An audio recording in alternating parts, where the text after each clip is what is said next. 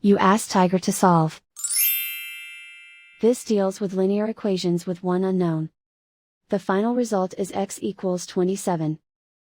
Let's solve it step by step. Group all constants on the right side of the equation. Add 3 to both sides. Simplify the arithmetic.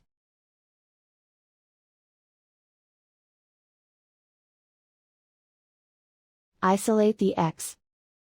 Divide both sides by 4. Simplify the fraction. Find the greatest common factor of the numerator and denominator. Factor out and cancel the greatest common factor. And so the final result is x equals 27.